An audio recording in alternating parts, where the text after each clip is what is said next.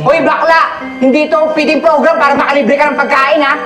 Pwede ba akong makahingi ng isang plate para tig-isa kaming dalawa?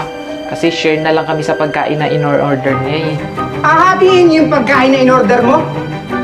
Isakto lang sa isang tao yun eh. Sa bagay, mahirap nga naman kayo. Kaya pinagtsatsagaan nyo kahit konting pagkain na lang. Ganun ba yun?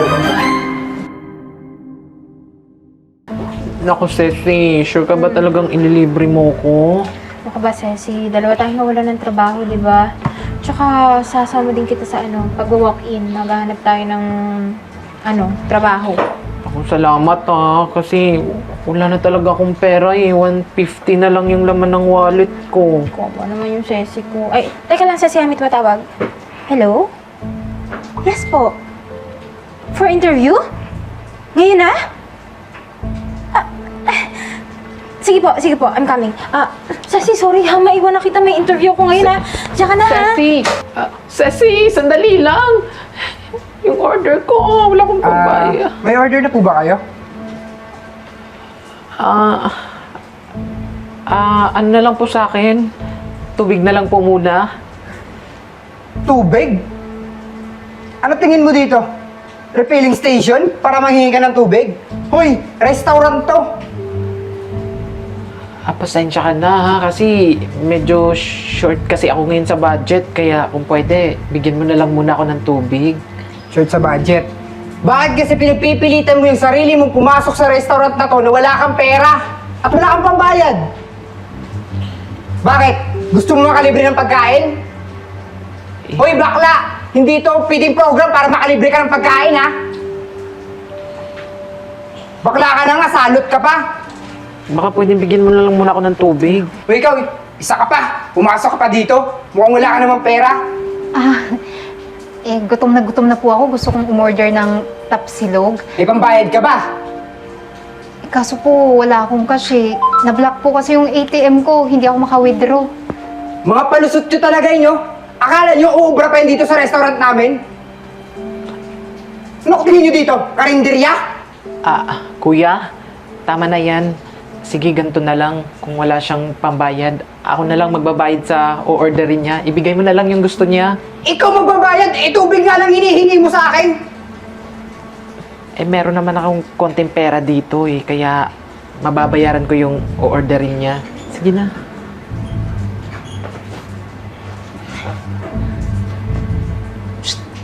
Uy, salamat ha. Gutom na talaga ako eh. Naglakas loob lang ako dito. Baka makakain ako. Sige lang. Walang ano man yun. Basta kumain ka lang dyan. May pera ka pa ba? Meron naman ako kahit konti. Konti, baka last mo na yun na pera. Pwede naman yung in-order mo para sa akin. Hati na lang tayo. Tapos, hiram na lang tayo ng isang plato. Ganun ba? O siya, sige, pwede naman. Gusto mo, tabi na lang tayo dito? Alilipat ka dito. Sige, dun ka. Ay, Ikaw ka doon. Ayan o. salamat ha. Sandali lang ha, kasi manghihingi lang ako ng isang plato. Manghingi, manghiram ko talaga. Para tig-isa tayo. Waiter! Waiter! Bakit po? Kuya, pwede ba akong makahingi ng isang plate para tig-isa kaming dalawa? Kasi share na lang kami sa pagkain na in-order niya eh. Nagpapatawa ba kayo? Ahatiin niyo yung pagkain na in-order mo? Isakto lang sa isang tao yun eh.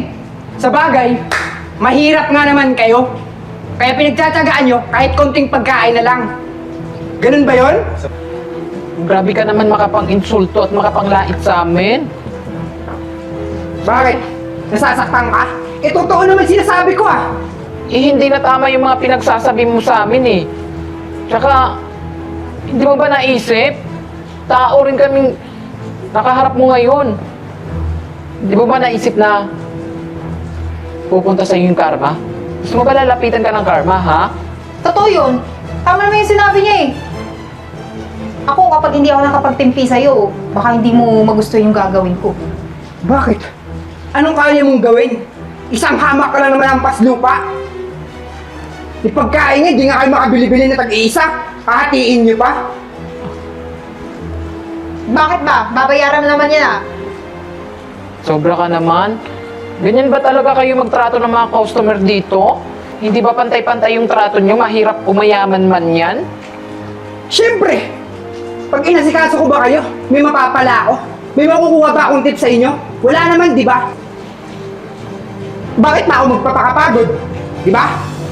Mukha pala tong pera, tip lang pala yung habol Importante dito pa pala sa inyo yung tip kaysa sa Ah, respeto. Sir, So, nangyayari dito. ito sir, dalawang customer na to sir. Mga walang pera. Itong bakla, nangihiram ng plato para daw paghatian nila yung pagkain na in-order niya. Bakit naman kasi pipilitin niyo pa yung sarili niyo pumasok sa restaurant na to? Wala naman pala kayong pera. So, kaya na ba kasi nilalait mo? Eh sir, wala namang pakialam sa mga yan eh. Kahit sino pa yan. Ang mahalaga sir, pag bumapasok dito sa restaurant natin, dapat may pangbayad. So, si Ma'am Eden, may-ari ng restaurant na to. Hindi mo nakikilala? Totoo sir? Ma'am Eden, pasensya na po kayo kung nahusgahan ko po kayo agad. Ah. Yung suot niyo po kasi, Pumunta lang naman ako dito eh. Para kumain kasi gutom na gutom ako. Tsaka bakit kailangan ko pang sabihin na ako yung may-ari? Dapat, ikaw, kahit sino man ng mga tao dito na pumupunta, nire-respeto mo. Di porket ganito yung suot, di mo nabibigyan ng magandang serbisyo. Ma'am Eden, pasensya na po Ikaw po yung may-ari ng restaurant na to? Oo. Hindi po ako makapaniwala. Pero ito talaga yung may kasalanan, sir eh. Kasi masyado mapanghusga. Kala mo naman kung sino? Kung makapanglait? Pati pala yung may-ari ng restaurant na to, nilalait-lait niya. Ma'am, pasensya na po. Bago lang po kasi senso eh. Kabago-bago mo lang pala, ganyan na yung asta mo. Ganyan mo na kami tratuhin. Brian, patanggal mo yan sa trabaho. ma'am, teka lang po ma'am, baka pwede niyo pa akong pagbigyan ma'am. Kailangan ko po yung trabaho na to ma'am eh. Eh ma'am, kulang tayo sa tao ngayon eh. Ay ma'am, kulang pala kayo sa tao dito? Eh, saktong-sakto po ma'am kasi naghahanap po ako ng trabaho ngayon eh. Kasi wala na po akong trabaho, wala na po akong pagkakakitaan. Eh, ganun ba? O sige, pwede naman kita ipasok agad eh. Kahit nga ngayon, magsimula ka na agad eh. Talaga po? Oo naman. Basta Brian, siguraduhin mo. Malinis yung aalis dito. Opo ma'am. Sige na, umalis na kayo. Ma'am, pasensya na po. Sige. Ay naku ma'am, tamang-tama po talaga yung ginawa niyo kasi hindi po pwede na may magstay kayong tauhan dito na walang respeto at hindi marunong makipagkapwa-tao.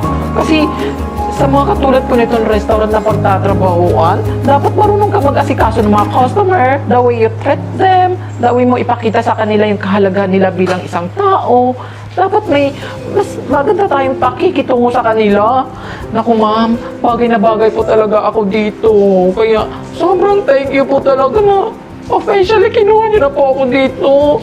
Walang anuman yun. Naku ma'am, kanina ko po talaga pinaproblema yung wala po akong mahanap na trabaho. Oo. Eto na yung sagot sa problema mo, di ba? Tsaka nakikitaan naman kita na may magandang puso eh. Ay, naku ma'am, hindi na po may magandang puso ang meron ako kasi maganda din po ako. Kaya bagay na bagay po ako dito sa sosyal at mamahalin na restaurant na to. Sige na, dami mong sinabi. Gutom na ako.